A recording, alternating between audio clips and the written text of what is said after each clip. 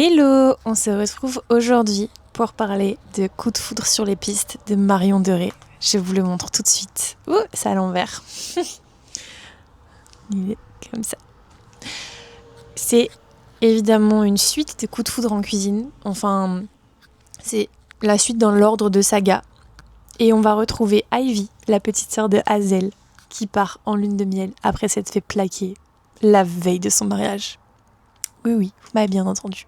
Donc Ivy, elle se marie à Noël. Elle se fait plaquer la veille par son clochard de petit copain, enfin de fiancé, parce que monsieur décide qu'il aime toujours son ex. Mais c'est bien connu, quand on aime son ex, on demande sa nouvelle copine en mariage. Voilà. Mais en fait, la lune de miel qu'elle avait prévue de A à Z, c'était son voyage de rêve. Donc elle décide que elle va pas se laisser abattre et elle va quand même la faire. C'était tout ce dont elle rêvait. La neige, le ski, la détente, les voyages en traîneau avec des youskis, vraiment son rêve ultime. Bon, évidemment, ça va pas se passer comme prévu. Ben oui, une lune de miel, tout est prévu pour un couple. Donc elle va devoir expliquer à chaque étape de son arrivée jusqu'à son départ que elle est toute seule, que c'est pas le nom de famille qui est inscrit, mais le sien, et que en fait, elle devra tout faire toute seule. Enfin, c'est ce qu'elle pense. À côté de ça, on va faire la rencontre de Zane, qui est un électron libre. En fait, Zane, il tient la ferme de Yuski qui propose les balades en traîneau. Et il aime bien rester dans sa petite ferme, ne parler à personne, ne voir personne. Au moins il voit de monde, au mieux il se porte.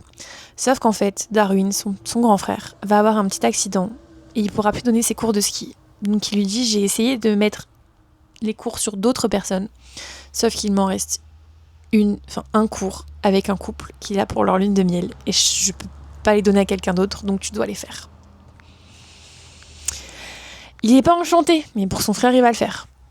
Du coup, le lendemain de son arrivée, Ivy, elle va à son cours de ski et elle tombe sur Zane. Et c'est le seul qui ne va pas lui poser de questions de « Pourquoi vous n'êtes pas deux ? Où est l'autre personne ? Votre mari arrive-t-il ?» Elle lui dit juste « Je suis toute seule. » Et voilà. Et elle apprécie le silence de Zane. Donc il va commencer à lui donner des cours. Le premier jour, le deuxième jour. Et ils vont bien s'entendre jusqu'au moment où en fait Zane va accompagner Ivy dans ses activités de lune de miel. Voilà, on a commencé par la dégustation de vin. Ils ont fait le cours de cuisine jusqu'à le spa aussi ensemble. Ivy, elle va vouloir passer beaucoup de temps avec les Yuski aussi parce qu'il lui a fait sa balade en traîneau alors qu'il ne faisait plus de balade depuis sa séparation. Si c'est pas beau ça. De fil en aiguille, Ivy, elle va se confier à Zane. Et à un moment donné, Zane va se confier aussi à Ivy sur son ex.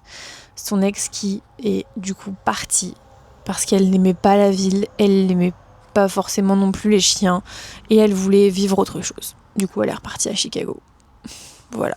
Et de fil en aiguille, Ivy et Zane, qui savaient au fond d'eux, qui commençaient à développer des sentiments, mais s'en interdisaient parce que Ivy n'était là que pour une semaine, ont fini par craquer. Un soir, en pleine tempête, Ivy a dû rester chez Zane. Et voilà, ils se sont embrassés, c'était cool, c'était beau. Et le lendemain, ils ont dit, écoute, on va vivre le moment présent et on verra la suite plus tard. Voilà, on va rester dans notre bulle de bonheur. Ils sont donc partis faire une petite promenade avec des chiens. Et à leur retour, Sophia, l'ex de Zane, était là. Évidemment, elle lui sort le blabla. Oui, j'ai fait une erreur. Tu me manques, je t'aime, je veux revenir, blablabla, blablabla. Zane, il s'en fiche un peu pas mal. Sauf que Ivy, elle a trop peur de souffrir à nouveau. Et donc elle fait quoi ? Elle s'efface. Elle dit à Zane, parle-lui. Nous, on savait que c'était éphémère. T'as la chance de pouvoir vivre quelque chose avec elle. Donc le laisse pas passer. Et elle part. Sauf que Zane n'avait pas envie qu'elle parte. Finalement, le lendemain, Zane court à son hôtel pour aller lui parler et lui dire « Mais c'est toi que je veux !» Sauf qu'Ivy est déjà rentrée. Elle pouvait pas, c'était trop dur pour elle. Elle avait l'impression de revivre la rupture avec son ex qui, on le rappelle, l'a quittée pour son ex. Mais Zane, il est triste, donc il va s'enfermer dans une bulle jusqu'à ce que sa mère de cœur arrive et lui dise « Écoute là, mon coco, en fait, stop !» Et de fil en aiguille, il se dit « Mais attends, peut-être qu'elle a juste eu peur, en fait, parce que mon ex a débarqué et que ça lui rappelait sa relation. Pas idiot, le type. Et donc là, il va faire une chose qu'il n'avait jamais fait de sa vie. Il va prendre un avion et faire des milliers de kilomètres pour aller dire à Evie qu'il l'aime, quitte à se prendre un râteau. Et ouais. Et si je peux le dire, ils vécurent heureux, fiancés et avec beaucoup de Yuski. En tout cas, j'espère que ça vous plaît. Je vous conseille vivement d'aller le lire parce que forcément, moi, je vous raconte l'histoire, mais il y a beaucoup de choses qui se passent dedans. Pour moi, ça a été un coup de cœur, donc 5 étoiles. Vraiment, j'ai adoré. J'ai hâte de lire la suite de la saga. Franchement, je valide plus. Et je vous fais des bisouilles.